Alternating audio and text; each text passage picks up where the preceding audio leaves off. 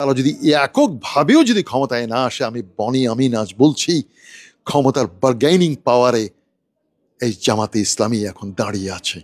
ক্ষমতায় নিরঙ্কুশ সংখ্যা গরিষ্ঠতা যদি তারা নাও পায়, but they will be the bargaining power of Bangladesh.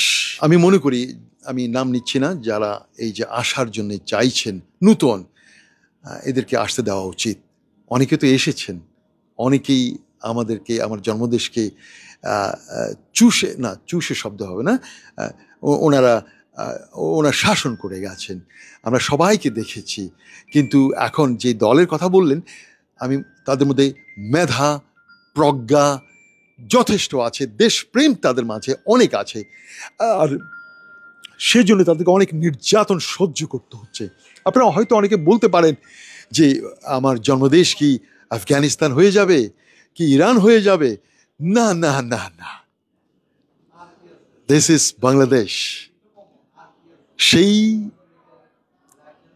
সেই দল যদি ক্ষমতায় আসে, বাংলাদেশ কখনো আফগানিস্তান হবে না, বাংলাদেশ কখনো ইরান হবে না।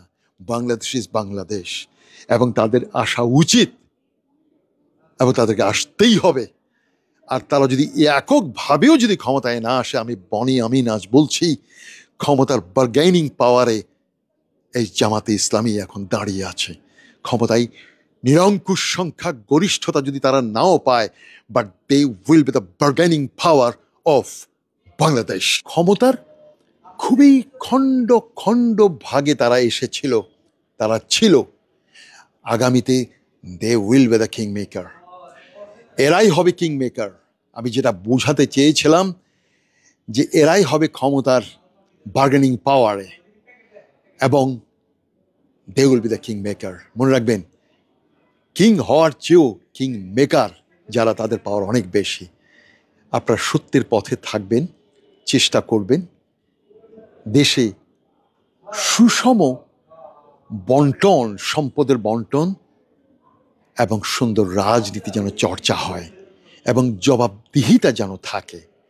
যে কেউ অন্যায় করে গেলে মামা, খালু বা আলু ওগুলো বলে যেন পার না পায়।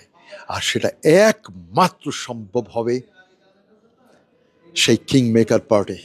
That's all. আমি বারবার সেই পার্টির নাম নিচ্ছি না, আমি বনি আমিন, এর চেয়েও আর কিছু বলতে চাই না বেশি। This is Boni Amin from Dhaka, Bangladesh. বাবাই বাবাই, থ্যাংক ইউ ভেরি মাচ।